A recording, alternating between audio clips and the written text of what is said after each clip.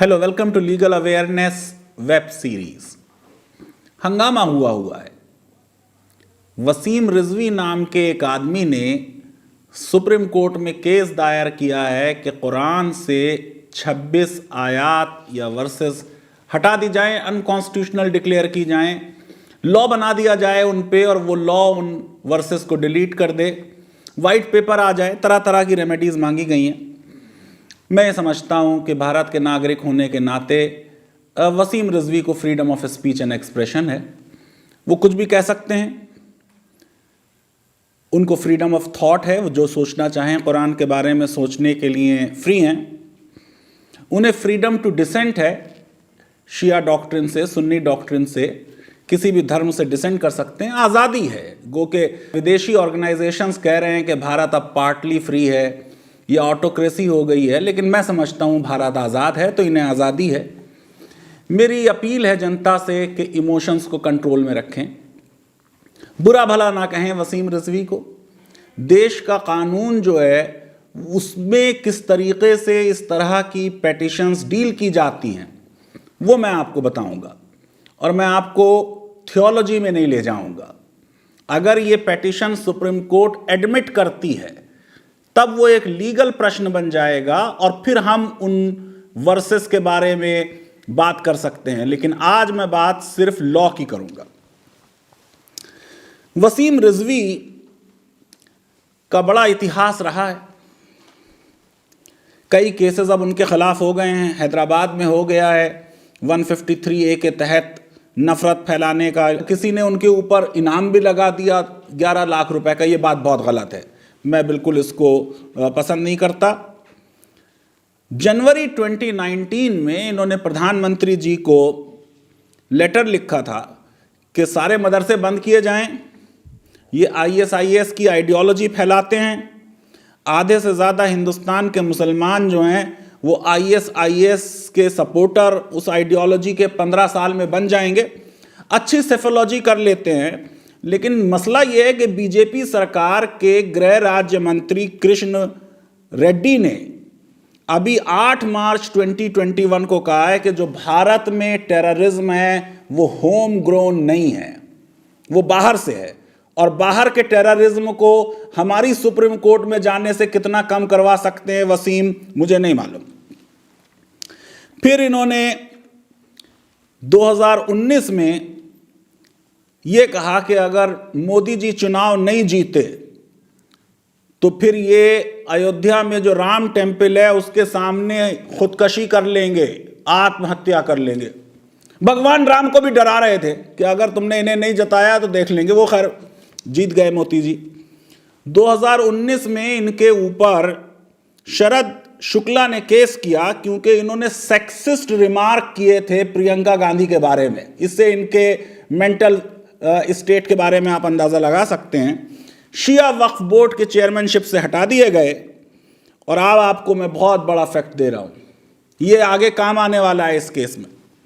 नवंबर 2020 में CBI ने इनके ऊपर केस दायर किए illegal sale and purchase of Waqf properties. ये आदमी वक्फ बोर्ड का चेयरमैन है और वक्फ प्रॉपर्टीज की खुर्द बुर्द में शामिल है। योगी आदित्यनाथ ने ऑर्डर किया कि CBI इस केस को टेकअप करे अक्टूबर 2019 में, और 1 साल बाद CBI ने इनके ऊपर 2 FIR कर दी। और ये जो FIR हुई हैं, ये FIR एक पुरानी थी, मार्च 27, 2017 की हजरतगंज में। एक प्रतापगढ़ की FIR थी अगस्त 8, 2016 की। और अब जो है सेंट्रल गवर्नमेंट ने, बीजेपी गवर्नमेंट है, मोदी गवर्नमेंट है, ये बहुत चमचागिरी करते हैं बीजेपी की, उन्होंने परमिशन दी, सैंक्शन दी कि CBI इस केस में प्रोसिक्यूशन करे और आगे बढ़े। और मैं बीजेपी के बारे में न्यूज़ दे दूं, कश्मीर की बीजेपी यूनिट ने कंडेम किया इनको। मंजूर भट्ट साहब ने कहा कि हम कंप्लेंट फाइल कर रहे हैं, पुलिस के पास जा रहे हैं इस केस में। तो ये ज़रा सा जो इनकी बैकग्राउंड है वो याद रखें, क्योंकि PIL में जो क्रेडेंशियल्स पेटिशनर के हैं वो बहुत सेंट्रल है। मैं अभी आपको सुप्रीम कोर्ट का जजमेंट उसमें बताने वाला हूं। तो अब आइए, सबसे बड़ा प्रश्न यह है कि ये PIL कौन फाइल कर सकता है। देखिए, पहले लॉ ये था कि जिसका राइट वायलेट हो वो केस फाइल कर सकता था, लोकस कहते थे उसको। अब राइट नहीं देखा जाता, बल्कि ये देखा जाता है whose right has been violated. तो किसी और के राइट की वायलेशन पर आप कोर्ट जा सकते हैं, डायरेक्टली सुप्रीम कोर्ट जा सकते हैं। अब इसमें सुप्रीम कोर्ट के बहुत से जजमेंट्स हैं। कुछ जजमेंट्स का मैं जिक्र करूंगा, कुछ लॉ इतना सेटल्ड है कि आपको बता दे रहा हूं। सबसे पहली चीज यह देखी जाएगी कि जो PIL फाइल हुई है, क्या वो पब्लिक इंटरेस्ट में है और प्राइवेट इंटरेस्ट में नहीं है। ये आदमी जिस पे CBI के केसेस चल रहे हैं, क्या ये अपने बचाने के लिए, हिंदुत्व की सपोर्ट और सिंपैथी लेने के लिए, चीप पब्लिसिटी लेने के लिए, मीडिया में कवरेज पाने के लिए कोर्ट गया है? यह पहला प्रश्न सुप्रीम कोर्ट को देखना पड़ेगा इस केस की पहली हियरिंग में। दूसरे, सुप्रीम कोर्ट यह देखती है सस्पेक्ट क्रेडेंशियल्स के बाद कि क्या क्रेडेंशियल्स कैसे हैं पेटिशनर के, कि क्या ये जो PIL की प्रोसेस है उसका एब्यूज हो रहा है। कई जजमेंट्स हैं, लॉ कमीशंस की रिपोर्ट्स हैं, बिल इंट्रोड्यूस हुए हैं पार्लियामेंट में 1994, 1996 पे कि PILs को कैसे रेगुलेट किया जाए कि वो एब्यूज ना करें प्रोसेस। सुप्रीम कोर्ट ये देखेगी कि क्या कॉरपोरेट राइवलरी में, पॉलिटिकल एडवांटेज लेने के लिए, पर्सनल इंटरेस्ट के लिए, पब्लिसिटी के लिए PIL फाइल हुई है। लॉ क्या है कि अगर ऐसी PIL फाइल हुई है, ये डेंजरस है, अनडेमोक्रेटिक है, misuse and abuse of courts. Chief justice of India AS Anand ने होल्ड किया, मैं पढ़ रहा हूं, care has to be taken to see that PIL essentially remains PIL, public interest litigation, and is not allowed to degenerate into becoming political interest litigation or private inquisitiveness litigation। ये पहला प्रश्न होगा court के सामने में। कुरान में है या नहीं है वो तो बहुत बात की बात है, पहले ये पेटिशन की एडमिशन स्टेज पे ये प्रश्न उठेगा। क्या वो प्रश्न होते हैं जो सुप्रीम कोर्ट को सबसे पहले देखने पड़ते हैं? Seriousness of petitioner. कोई हल्का आदमी है या कोई भारी भरकम आदमी है, सीजन्ड कैंपेनर है, एक्टिविस्ट है, लोगों के राइट्स के लिए कुर्बानियां देता रहा है। कोर्ट पूछेगी मोटिव क्या है पेटिशनर का। कुरान पे पाबंदी लगा दी जाए, 26 आयत हटा दी जाए, भारत की कोर्ट ने हटा दिया, तो जो भारत में लाखों कुरान के हाफिज हैं, जिन्हें ज़बानी कुरान याद है, उनके दिलों से कौन सी कोर्ट हटाएगी उन 26 आयतों को? कौन सी पावर किसी के पास है कि किसी की मेमोरी इरेज कर दे, और इतनी सेलेक्टिव मेमोरी इरेज कर दे? और विश्व में जाएं तो करोड़ों हाफिज हैं, विश्व में इतने देशों में कुरान छपता है, उन सब पे कौन सी पावर से हमारी सुप्रीम कोर्ट डिलीट कराएगी इन आयात को? क्या कुरान का एक इंडियन एडिशन होगा? शायद वसीम ये चाहते हैं, लेकिन ये शायद प्रैक्टिकल नहीं होगा। फिर कोर्ट ये पूछती है कि ये जो पेटिशनर हमारे सामने आया है, is he actually the champion of the cause of persons और ग्रुप ही इज रिप्रेजेंटिंग? क्या ये मुसलमानों के कॉजेस के चैंपियन रहे हैं? आपके सामने है किस तरीके के स्टेटमेंट्स इनके पहले रहे हैं, कैसे स्टेटमेंट्स इनके खिलाफ शिया आलिमों के आ रहे हैं, जिन्होंने इन्हें कंप्लीटली डिसोन कर दिया।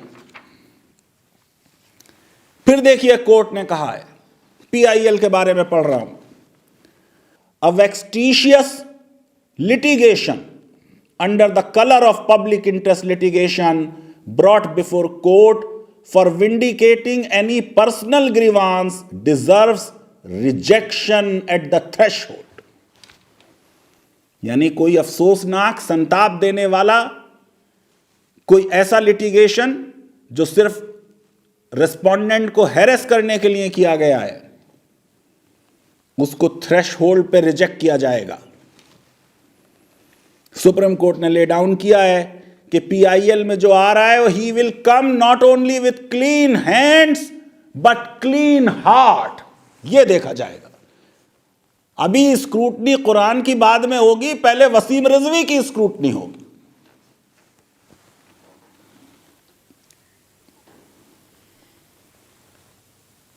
जस्टिस अरिजीत पसायत ने कई जजमेंट्स दिए। Ashok Kumar versus state of West Bengal का जजमेंट याद आ रहा है।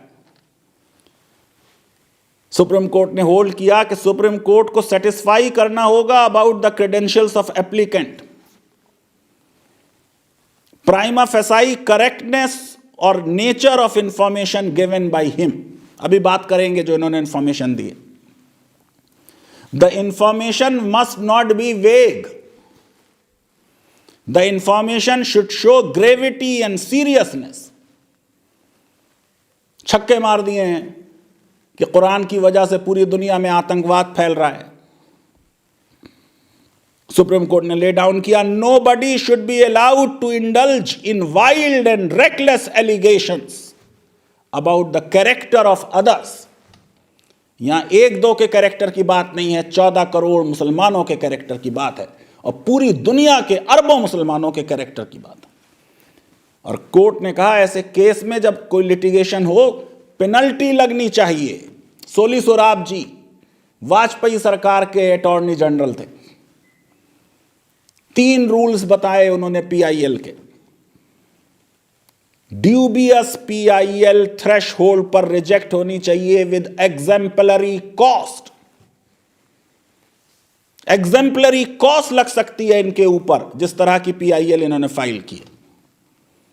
सोशो इकोनॉमिक प्रोजेक्ट्स में अगर देर हो चुकी है, डिले हो चुकी है, तो लेचेस की वजह से उसे रिजेक्ट कर देना चाहिए। मैं समझता हूं इसमें रिलीजियस मैटर्स भी इंक्लूड करने चाहिए। 1400 साल का डिले हो गया, 1400 साल बाद आए हैं कि यह गलत कुरान बन गया। और फिर कोर्ट ने कहा कि ये फेक पब्लिक इंटरेस्ट लिटिगेशन, जो फ्री फ्लो ऑफ केसेस है, इसे रोका जाना चाहिए, वरना ये जुडिशियल सिस्टम को डैमेज करता है। तो ये आपके पहले लेवल के क्वेश्चंस होंगे, जिन क्वेश्चंस का जवाब वसीम रिजवी को देना है। अब आ जाइए जो इन्होंने पार्टीज बनाई हैं। पहली पार्टी यूनियन ऑफ इंडिया है, सेक्रेटरी होम अफेयर्स हैं, secretary social justice and empowerment हैं, सेक्रेटरी लॉ एंड जस्टिस हैं, chairman human rights commission number 2 पे हैं।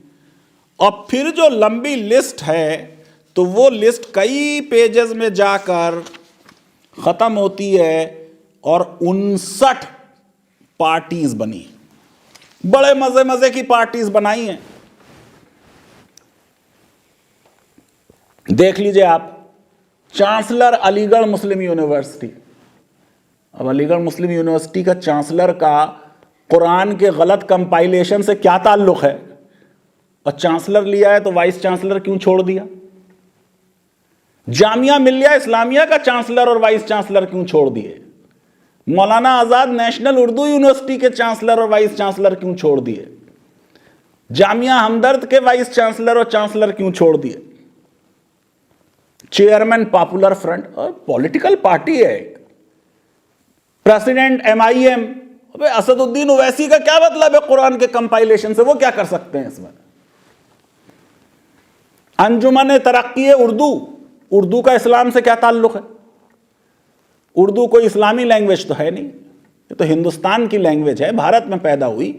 पूरी दुनिया के मुसलमान कहीं उर्दू नहीं बोलते। VC मिल्लत कॉलेज, मियां को यह भी नहीं मालूम कॉलेजेस में वाइस चांसलर नहीं होते, यूनिवर्सिटीज में होते हैं। चांसलर मौलाना मोहम्मद अली जौहर यूनिवर्सिटी, जामिया अल बरकात, ये अलीगढ़ में है, अमीन भाई सरबराह हैं, महरारा के सज्जादा नशीन है। ये सारे के सारे क्या स्टेट हैं आर्टिकल 12 के तहत? रिट ज्यूरिसडिक्शन स्टेट के खिलाफ इन्वोक होता है। ये नॉन स्टेट एक्टर्स हैं, प्राइवेट इंडिविजुअल्स हैं, प्राइवेट ऑर्गेनाइजेशंस हैं। और बड़ी अजीब बात है, पर्सनल लॉ बोर्ड 57 नंबर पे आता है, इतने नीचे। मेरे हिसाब से पार्टी नंबर 1 होना चाहिए था अल्लाह ताला। अरे भाई, जिसकी किताब है और ये खुद मान रहे हैं उनकी किताब है, अगर वो इनका यकीन है, बाउंड नहीं है वैसे, तो पहली पार्टी बनाते वसीम रिजवी वर्सेस अल्लाह ताला। क्यों नहीं? हमारे लॉ में भगवान पार्टी हो सकता है। रामलला पार्टी थे, केस जीते हैं बाबरी मस्जिद का। ठीक है, आइडल ज्यूरिस्टिक पर्सन होता है। अच्छा, उन्हें नहीं बनाया था तो इल्जाम है कि साहब वो पहले 3 खलीफाओं ने कुरान के कंपाइलेशन में गलती कर दी, तो उन्हें बना लेते पार्टी। हजरत अबू बकर, हजरत उमर, हजरत उस्मान को बना लेते, ऐसी क्या बात थी? सुप्रीम कोर्ट, अभी हमारे चीफ जस्टिस बोबडे कह चुके हैं कि अनुच्छेद 32 का मिसयूज नहीं होना चाहिए। हैबियस कॉर्पस का मामला था सिद्दीक कप्पन का, उसमें कहा जा रहा है।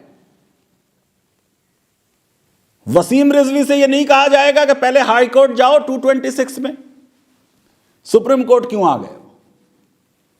फिर यह पेटिशन में लिखा हुआ है, अंडर आर्टिकल 32 रेड विद 142। 142 तो पेटिशनर का राइट नहीं है, आर्टिकल 142 तो सुप्रीम कोर्ट की पावर है। 142 के तहत तो रिट नहीं फाइल होती। अगर ये लीगल ड्राफ्टिंग में मैं एग्जामिन करता, गो के बहुत सख्त एग्जामिनर नहीं हूं मैं, बहुत लिबरल एग्जामिनर हूं, मार्क्स बहुत देता हूं, तो शायद 10 में से एक आधी नंबर दे पाता इन्हें, बहुत लिबरली। वैसे तो इसमें 10 में से 0 मिलना चाहिए। किस चीज के खिलाफ जाते हैं आप कोर्ट में? लॉ के खिलाफ। आर्टिकल 13 क्लॉज 1 कि कोई भी लॉ जो इनकंसिस्टेंट है फंडामेंटल राइट से, वो नल एंड वॉइड होगा। इन्होंने भी जिक्र किया है, लॉ की डेफिनेशन ली है, उसमें कहा है यूसेज एंड कस्टम लॉ है। अब भैया थोड़ा बहुत पढ़ लिया करें, हम सही आ जाते। लीगल अवेयरनेस वेब सीरीज देख ले, 350 वीडियो हो गए, थोड़ा बहुत लॉ आ जाएगा। बेचारे जिस वकील ने ड्राफ्ट की उसकी भी बेइज्जती हो रही है।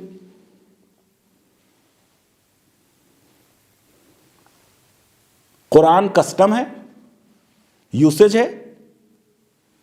पर्सनल लॉ पे तो कितने बड़े बड़े जजमेंट्स हैं। जस्टिस गजेंद्र गटकर का, नरसू अप्पा माली, बॉम्बे हाई कोर्ट ने कहा personal law is not law with in the meaning of article 13। क्या कुरान लॉ है? हम तो पहले भी ये कहते रहे कि ये अंडरस्टैंडिंग कि कुरान लॉ है, ये गलत है। कुरान ना तो कॉन्स्टिट्यूशन है, ना इंडियन कॉन्ट्रैक्ट एक्ट है, ना सेल ऑफ गुड्स एक्ट है, ना ट्रांसफर ऑफ प्रॉपर्टी एक्ट। किसी पार्लियामेंट ने कुरान को इनेक्ट नहीं किया। कुरान अपने आप में लॉ नहीं है जिसको अनकॉन्स्टिट्यूशनल डिक्लेयर कराया जाए, स्ट्राइक डाउन कराया जाए, क्वैश कराया जाए। मैंने पूरा आर्टिकल इसमें इंडियन एक्सप्रेस में लिखा था। कुरान एक बुक ऑफ स्टोरीज है, book of stories of civilization है, स्टोरीज ऑफ प्रॉफिट्स है, बुक्स ऑफ प्रिंसिपल्स हैं। कुछ थोड़ा बहुत लॉ से रिलेटेड भी चीजें आई हैं, लेकिन बहुत कम है। कुरान बहुत सी कस्टम्स को खत्म करता है। आप कह रहे हैं वो कस्टम और यूसेज है।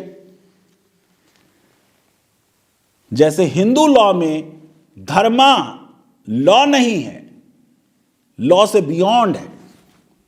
न रिलीजन है धर्म, न लॉ है। ये एक ब्रॉडर कंसेप्ट है जो अंग्रेजों की वोकैबुलरी से बाहर था।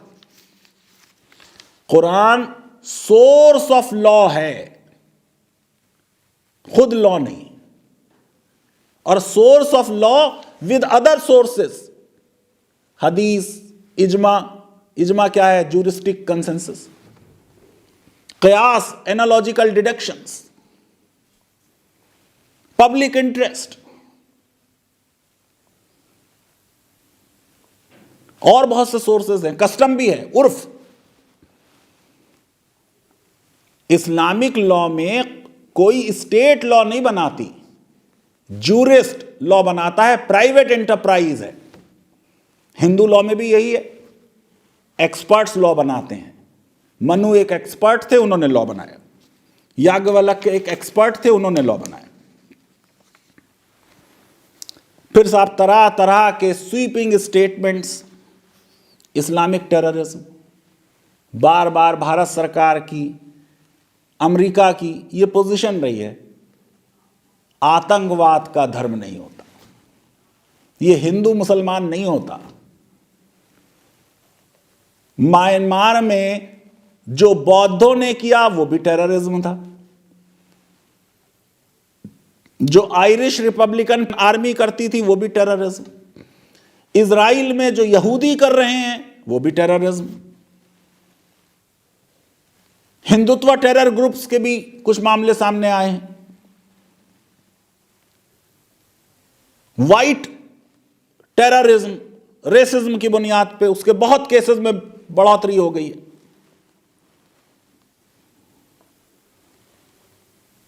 अपने बारे में इन्होंने कहा मैं पब्लिक स्पिरिटेड हूं, वक्फ की प्रॉपर्टीज को मैंने कंजर्व किया। अब ये झूठ है, इनके खिलाफ तो सीबीआई इंक्वायरी कर रही है, केस चल रहा है।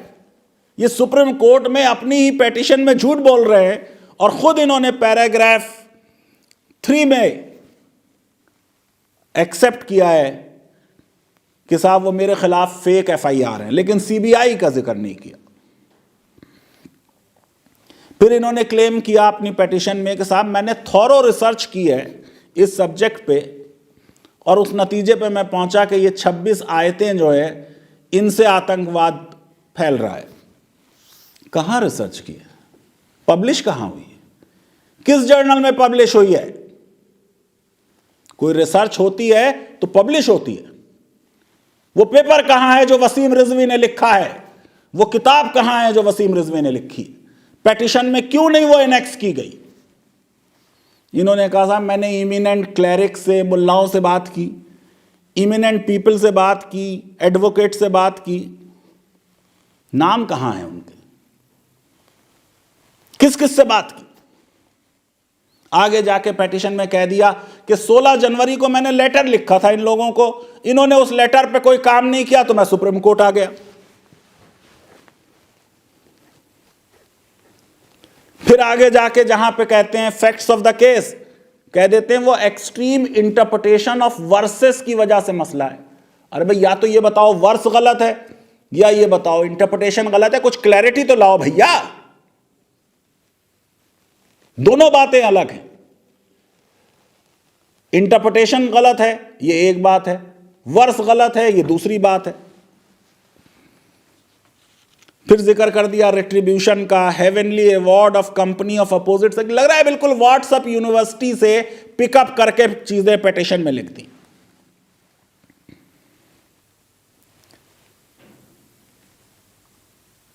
फिर इन्होंने बात की कि साहब कुरान रिवील किया अल्लाह ने। इनको कैसे पता? इनके ऊपर वही आती है।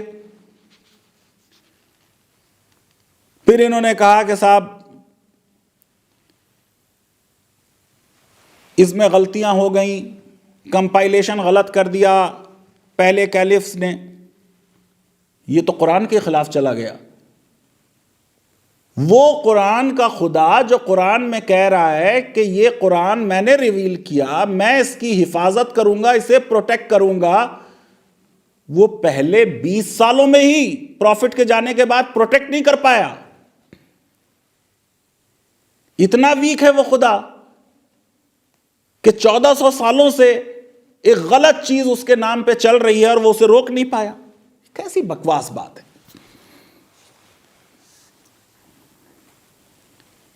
क्या हुसैन, जिन्होंने अपनी और अपने खानदान वालों की कुर्बानी दे दी करबला के मैदान में, उन्होंने कुरान से आयतें हटा देना मुद्दा बनाया था?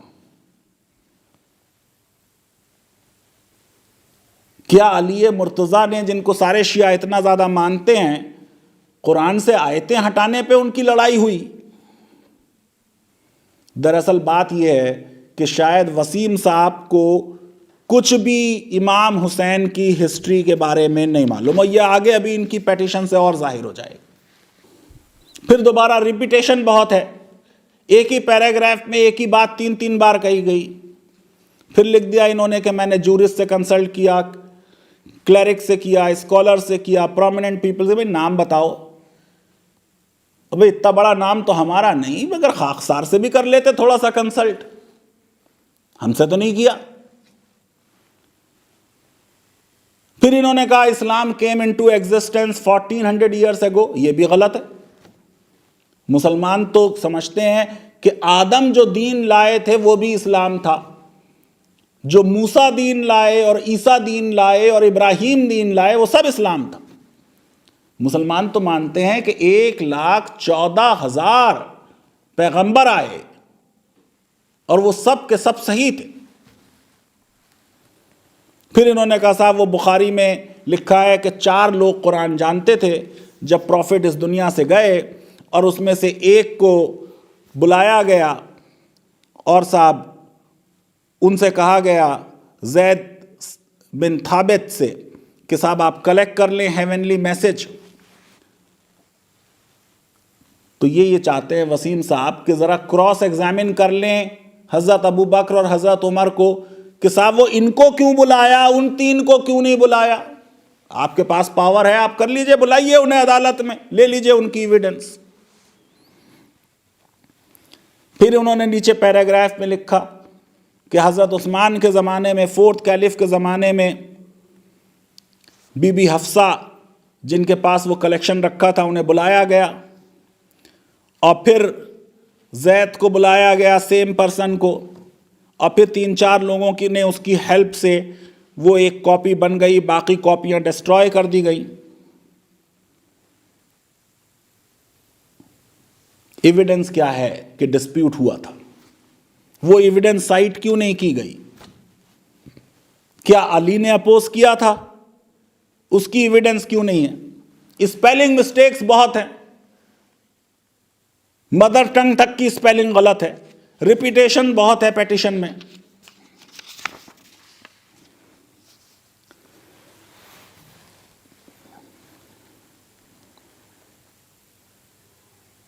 अब इन्होंने उसमें फिर ये लिखा कि साहब कुरान में 2 तरह की आयतें हैं, कुछ पॉजिटिव हैं कुछ निगेटिव हैं। वो गॉड जिसने पॉजिटिव आयतें दी वो निगेटिव नहीं दे सकता। कुरान में है नो कंपल्जन इन रिलीजन, मजहब में कोई ज़बरदस्ती नहीं है। मियाँ थोड़ा सा लॉ मुझसे पढ़ लीजिए। लॉ का पहला प्रिंसिपल है कि एक रूल होता है और फिर उसके एक्सेप्शंस होते हैं, और कहते हैं कि exception explains the rule. Rule क्या है? आर्टिकल 21 कोड भी किया है इन्होंने, no one shall be deprived of his life और पर्सनल लिबर्टी। एक्सेप्शन क्या है? Except according to the procedure establish by law. Article 21 में ही एक्सेप्शन आ गया। किसी की भी जान नहीं ली जाएगी, हर एक को जान का, जीवन का, स्वतंत्रता का अधिकार है, लेकिन कानून की प्रोसेस के तहत जान ली जाएगी, सजाए मौत दी जाएगी, जेल में रखा जाएगा। बोलने की आजादी आर्टिकल 19 में है। आर्टिकल 19 क्लॉज 2 में बहुत से एक्सेप्शन दिए हैं। कंटेम्प्ट ऑफ कोर्ट नहीं होगा, डिफेमेशन नहीं होगा, डिसेंसी होगा, friendly relations with foreign states नहीं होगा, sovereignty and integrity of India के खिलाफ आप नहीं बोल सकते, ये एक्सेप्शन। तो रूल यकीनन यही है, no compulsion in religion. Rule यकीनन यही है कि आप किसी को ऊपर जबरदस्ती नहीं करेंगे। रूल यही है कि वायलेंस नहीं होगी। लेकिन कोई एक्सेप्शनल सिचुएशन हो सकती है कि अगर जुल्म हो रहा है तो फिर उस जुल्म के खिलाफ उस जालिम से डील करने के लिए प्रोपोर्शनेट फोर्स का इस्तेमाल हो। महाभारत में भी अगर देखें आप तो गीता में जो अर्जुन को संदेश दे रहे हैं भगवान कृष्ण, क्या कह रहे हैं कि हथियार उठाओ और अपने रिश्तेदारों के विरुद्ध हथियार उठाओ। अब ये इस वक्त ये नहीं कहा जा सकता कि ये हिंसा के लिए, जंग के लिए मैसेज दे रहे हैं लॉर्ड कृष्ण। ये अधर्म को मिटाने के लिए, जुल्म को मिटाने के लिए मैसेज दिया जा रहा है। मैं नहीं जा रहा हूं थियोलॉजिकल डिबेट में, मैं लॉ के अंदर हूं। फिर उन्होंने कहा कि साहब 12 डायनेस्टी ऑफ इमाम हैं। अब बताइए, जो शिया इमामत को डायनेस्टी कह दे, इसका मतलब उसको तो शियाइज्म का एस नहीं आता। इमाम हुसैन की तो पूरी लड़ाई डायनेस्टी के खिलाफ थी। यजीद का नॉमिनेशन एज फ्यूचर कैलिफ, इस पे लड़ाई हुई। फिर इन्होंने कह दिया कि साहब वो जो 12 इमाम थे, उन्होंने इस चक्कर में अपोज नहीं किया कि कहीं 2 कुरान ना हो जाएं, तो जो काम 12 इमामों ने नहीं किया वो वसीम रिजवी कर रहे हैं। जो काम अब तक नहीं हुआ वो 2021 में होगा। फिर इन्होंने कहा साहब वो मदरसों की वजह से टेररिज्म फैल रहा है। कुछ पढ़ लिख लिया करे। सच्चर कमेटी की रिपोर्ट में लिखा है कि सिर्फ 4% मुसलमान मदरसे में जाते हैं। मदरसों में टेररिज्म पढ़ाया जा रहा है। पूरी दुनिया के मदरसों को, उनके कैरिकुलम को भारत की सुप्रीम कोर्ट कैसे कंट्रोल कर सकती। फिर इन्होंने एक बात सही कही कि साहब फंडामेंटलिस्ट माइंडसेट बढ़ता जा रहा है। यस, पूरी दुनिया में बढ़ रहा है।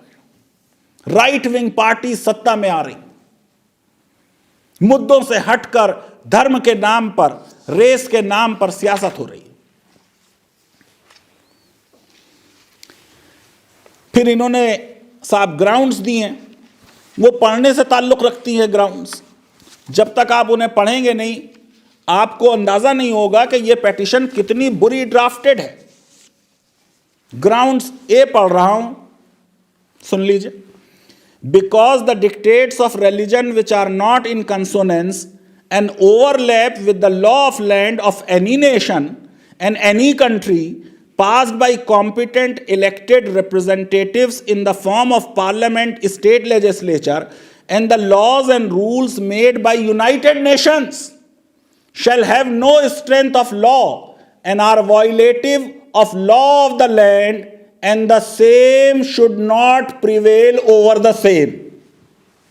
Same should not prevail over the same. कौन सी अंग्रेजी है ये? मेरी समझ से बाहर है। अब मैं आपको इस पे लॉ बता देता हूं। आर्टिकल 26, रिलीजियस डिनोमिनेशन और उनके सेक्ट की फ्रीडम। हर रिलीजियस डिनोमिनेशन को और हर सेक्ट को इन मैटर्स ऑफ रिलीजन भारत का संविधान फ्रीडम देता है। किसी कोर्ट को यह पावर नहीं है कि वो स्क्रिप्चर्स बदल दे। एसेंशियलिटी का जिक्र किया। शायरा बानो का केस वैसे गलत कोट किया, स्पेलिंग भी गलत है।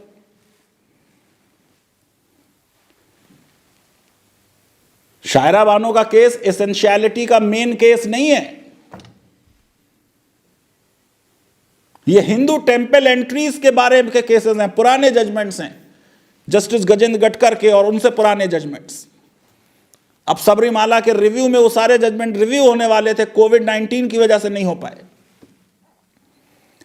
कोर्ट ने यह कहा कि मजहब को मानने में आपको वो चीज हम अलाउ करेंगे, वो रिलीजियस प्रैक्टिस जो एसेंशियल हो, और फिर कोर्ट ने कहा एसेंशियल कैसे डिसाइड करेंगे? स्क्रिप्चर्स के बेसिस पर। यानी अगर यह डिसाइड करना हो कौन सी एसेंशियल इस्लामिक प्रैक्टिस है तो मुस्लिम स्क्रिप्चर्स को देखा जाएगा। यह नहीं कोर्ट ने कहा कि हम स्क्रिप्चर्स को डिलीट कर देंगे।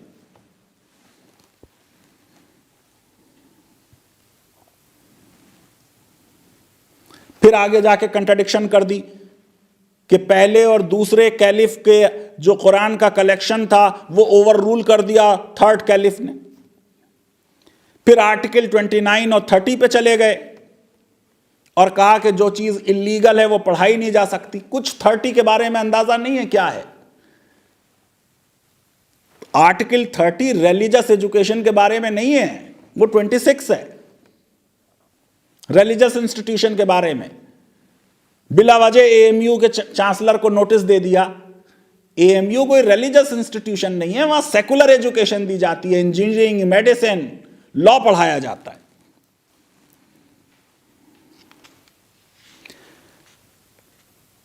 फिर साहब ये रेमेडीज मांगी, उसे भी नहीं मालूम कैसे रेमेडी लिखी जाए। Court can express an opinion and direct it's legislature, ये वर्ड इट्स यानी पार्लियामेंट अदालत की है, पार्लियामेंट सुप्रीम कोर्ट की है। ये तो पूरा संविधान उलट पुलट हो जा रहा है इस पेटिशन से। संसद देश की है और सुप्रीम कोर्ट को यह पावर नहीं कि संसद को कोई डायरेक्शन दें कि आप ये लॉ बनाएं या ये लॉ ना बनाएं, क्योंकि separation of powers basic structure. फिर इन्होंने कहा कि साहब कोई सुटेबल रिट दे दें, डायरेक्शन दे दें इन रिस्पोंडेंट्स के खिलाफ। ये 26 वर्सेस या सूरा तय कर लें कि ये वर्स है या सूरा है, अगर डिस्टिंक्शन पता हो सूरा और वर्स का। सूरा एक चैप्टर को कहते हैं। Be declared unconstitutional, non effective and non functional. अभी मैंने आपको बताया कि जो हाफिजों के दिल में वो सूरा याद है उसको किस सॉफ्टवेयर से डिलीट करेगी सुप्रीम कोर्ट? वो डेवलप हो गया है सॉफ्टवेयर। नॉन इफेक्टिव, अरे लॉ बनाती है कोर्ट, डिक्लेयर किया मैंडेटरी डेथ सेंटेंस अनकॉन्स्टिट्यूशनल है। मिथु सिंह का केस है 1983 का। उसके बाद पार्लियामेंट ने 8 लॉ बना दिए जिनमें मैंडेटरी डेथ सेंटेंस गया हुआ है। कुछ और समझ में नहीं आया तो यह कहा कि कोर्ट ओपिनियन ले ले, एक कमेटी बना दे। यह भी ना करे तो कोर्ट कहे कि एक वाइट पेपर बन जाए, एक अप्रोप्रिएट लेजिस्लेशन आ जाए। अब बताइए, पार्लियामेंट ने लॉ बना दिया कि कुरान की ये आयतें अब कुरान का हिस्सा नहीं मानी जाएंगी। उस लेजिस्लेशन की क्या वैल्यू है? मुझे उम्मीद है कि जिस तरीके से एक पेटिशन कुरान के विरुद्ध कलकत्ता हाई कोर्ट में फाइल हुई थी और भारत सरकार ने उसका विरोध किया था, मोदी सरकार भी इस पेटिशन का मजबूती से विरोध करेगी और यह एडमिट नहीं होगी। और मेरी लोगों से अपील है कि इस केस में इमोशनल ना हो, जज्बात को काबू में रखें, वसीम रिजवी को बुरा भला ना कहें, हमारी अदालतों पर विश्वास रखें। इस पेटिशन में लीगली स्पीकिंग इस तरह का कोई सब्सटेंटिव इशू नहीं है जिसको अदालत एग्जामिन करना चाहेगी। लीगल अवेयरनेस वेब सीरीज आपको पसंद आती है तो मेरी रिक्वेस्ट है कि हमारे इस वीडियो को वाइडली शेयर करें, हमारे चैनल को सब्सक्राइब करें और बेल आइकन और लाइक जरूर क्लिक करें। बहुत बहुत शुक्रिया, धन्यवाद, थैंक यू वेरी मच।